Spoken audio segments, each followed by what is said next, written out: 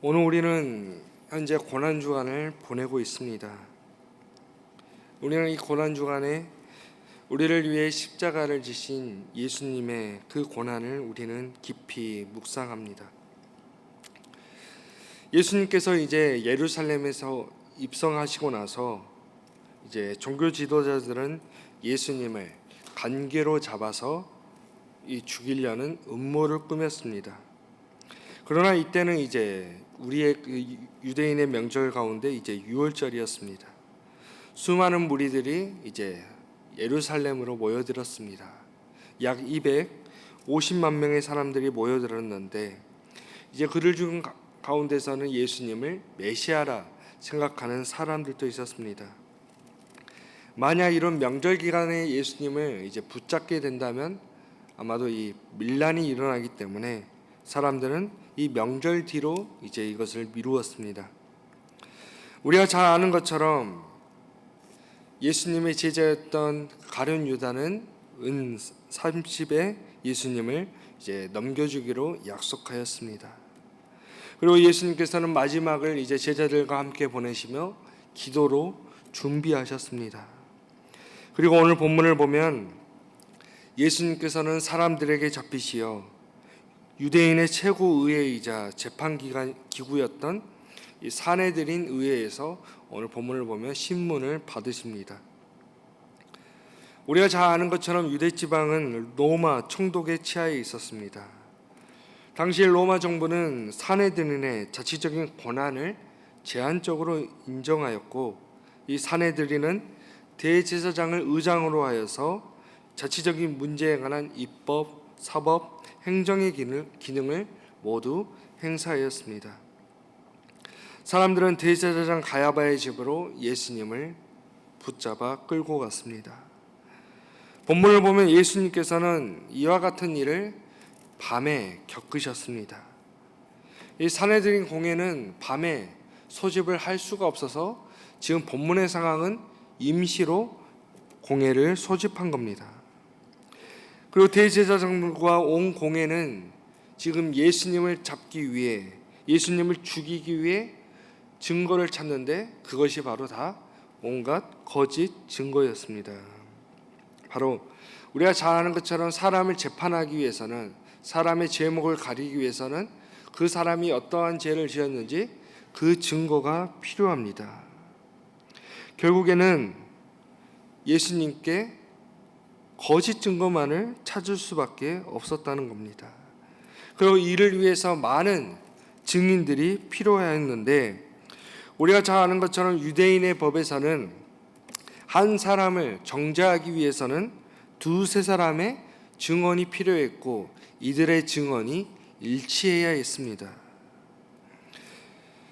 그러나 예수님의 이 신문에서는 많은 증인들이 나섰지만 그 중에서도 일치되는 증언은 단 하나였습니다.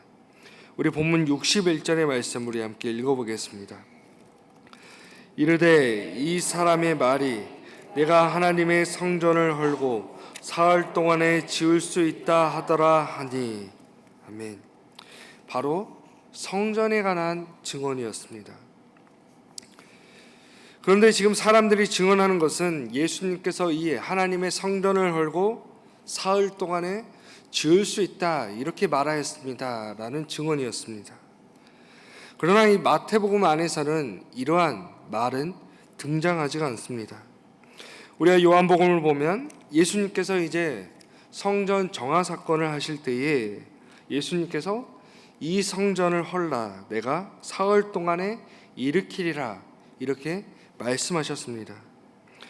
이는 이 예루살렘 성전을 헐어서 이 무너진 성전을 다시 짓겠다는 말씀이 아니었습니다. 바로 예수님께서 죽은 지 3일 만에 부활하실 것을 예언하신 것이었습니다.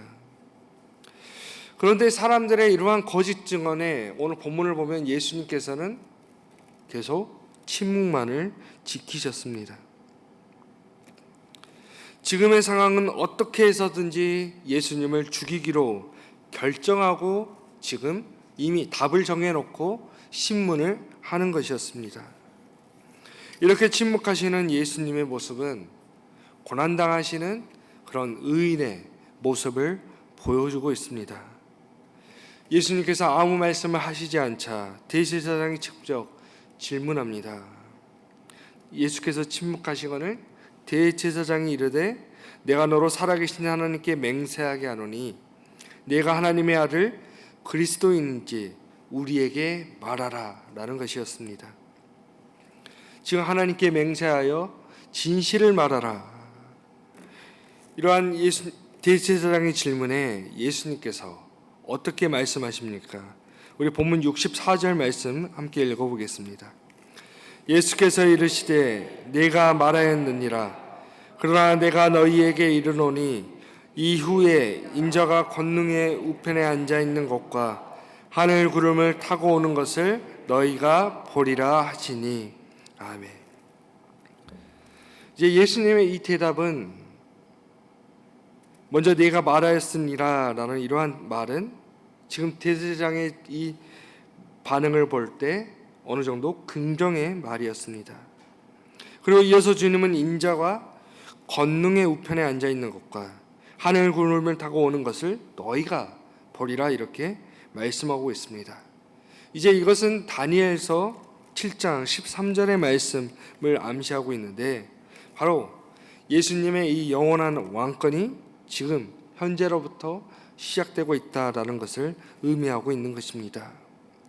결국에는 이러한 말이 지금 그 자리에 있던 사람들을 지금 자극시켰을 것입니다. 바로 예수님의 말씀을 들어보면 예수님께서는 지금 심판을 받는 사람이 아니라 바로 심판하는 사람이라는 것입니다. 이렇게 예수님의 말씀을 들은 대제사장은 자기의 옷을 찢으며 예수님께서 신성모독하는 말을 하였다면서 분노하고 있습니다. 우리가 잘 아는 것처럼 옷을 찢는 행위는 애곡할 때 또한 우리가 회개할 때 그리고 신성모독하는 말을 들었을 때 하는 행동이었습니다. 대제사장의 지금 행동은 그 후자를 의미하고 있습니다. 그러면서 예수님께서 스스로 이러한 말을 했기 때문에 이제 더 이상 증인은 필요 없다는 것이지요. 이제 예수님께 남은 것은 바로 사형이었습니다. 이제 선해드린 공회는 이제 사형을 이렇게 결정할 수는 있어도 직접 집행할 수는 없었습니다. 당시에 이제 로마 정부가 이제 이것을 집행할 수 있었습니다. 이후에 사람들은 어떻게 합니까? 예수님의 얼굴에 침을 뱉고 예수님을 때리며 예수님을 조롱하였습니다. 그런데 오늘 본문의 이야기에서는 이 공회에서 예수님께서 신문을 받는 이야기와 함께 이제 베드로의 모습을 함께 보여주고 있습니다. 우리가 잘 아는 것처럼 예수님께서 제자들과 마지막을 함께 하실 때에 예수님께서는 제자들에게 오늘 밤에 너희가 나를 다 버리리라 이렇게 말씀하셨습니다. 그때 베드로는 모두 주를 버릴지라도 나는 결코 주님을 버리지 않겠다 이렇게 그는 공언하였습니다. 자신은 그러한 사람이 아니라며 이렇게 단언하며 그의 모습을 살펴보면 언제나 이렇게 자신감이 넘쳤습니다.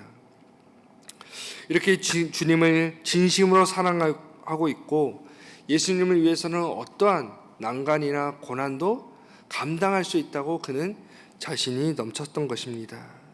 그래서 내가 주와 함께 죽을지언정 주를 부인하지 않겠다 이렇게 고백하였고 그 곁에 있던 제자들 역시도 그렇게 호언장담하였습니다.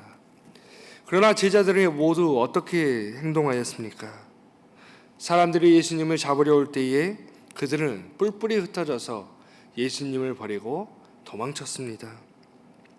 그리고 오늘 본문을 보면 베드로는 그 예수님이 끌려가는 그 모습을 멀찍이 떨어져서 따라갔습니다. 그가 이렇게 멀리 떨어져서 간 이유는 바로 그가 예수님의 일행이라는 그러한 오해를 사지 않기 위해서였습니다. 이렇게 두려움과 예수님을 끝까지 부인하지 않겠다는 각오로 주님을 따랐지만 결국 베드로는 그 두려움에 굴복하고 말았습니다. 한 요종이 당신도 이 갈릴리 사람 예수님과 함께 있었던 사람이 아니냐라는 질문에 그는 모든 사람 앞에서 부인하였습니다. 그리고 계속되는 질문에 어떻게 합니까? 그 부인의 강도가 더 커졌습니다. 두 번째 물었을 때에는 맹세하고 또 부인하였고, 마지막에 물었을 때에는 그는 저주하며 맹세하여 그 사람을 내가 알지 못하노라, 이렇게 그는 부인하였던 것입니다. 그리고 그가 이렇게 예수님을 부인하자 닭이 울었습니다. 이 닭의 울음소리가 바로 예수님의 그 말씀을 떠오르게 하였습니다. 바로 베드로에게 닭이 울기 전에 네가 나를 3번 부인하리라 라는 주님의 말씀이 생각난 것이었습니다. 그는 밖으로 나가서 심히 통곡하였습니다. 예수님께서는 제자들에게 누구든지 나를 따라오려거든 자기를 부인하고 자기 십자가를 지고 나를 따를 것이라 주님은 말씀하셨습니다. 그러나 오늘 본문에서 베드로의 모습을 보면 베드로는 자기를 부인하지 않고 오히려 주님을 부인하였습니다. 이러한 베드로의 모습은 당시에 복음서가 기록될 당시에 예수님을 저주하고 부인하여서 이 박해를 면할 수 있었던 당시의 교회 공동체의 그러한 사정을 반영한 모습이었습니다. 오늘 주님께서는 불의한 재판에도 오히려 당당하셨고 담대하셨습니다. 오직 하나님의 뜻을 이루기 위해 도수장으로 끌려가는 그 어린 양이 되셨습니다. 그러나 본문에서 이러한 예수님의 모습과 베드로의 모습은 너무나도 상반되고 있습니다. 그러나 베드로의 이러한 모습이 때로는 오늘 우리의 현실이기도 합니다. 오늘 우리 또한 어떠한 상황 속에서도 주님을 부인하지 않겠다고 언제나 자신감이 넘치는 삶을 살아가고 있습니다. 그러나 우리의 현실을 돌아본다면 오늘 우리는 3번뿐만 아니라 30번은 더 예수님을 부인할지도 모릅니다. 오늘 우리는 이 본문을 통하여서 나를 성찰하며 나를 돌아보았으면 좋겠습니다. 베드로는 닭 울음소리를 통해서 주님의 그 말씀을 기억하고 떠올렸습니다. 오늘 하루도 우리 내면에 울려 퍼지는 그 울음소리를 듣고 주님의 그 말씀을 기억하시기 바랍니다. 넘어져도 다시 일어서서 믿음의 길을 걸어가시는 이 고난주간 동안 오늘 우리가 주님의 그 고난을 깊이 묵상하며 이 믿음의 길을 걸어가시는 우리 정읍중앙교회 성도님들이 되시기를 주님의 이름으로 간절히 축원합니다. 기도하겠습니다. 하나님, 우리의 내면에 울려 퍼지는 그 소리를 통해서 주님의 말씀을 기억하게 하여 주시고 나를 부인하고 주님이 걸어가신 십자가의 길을 걸어가게 하여 주옵소서.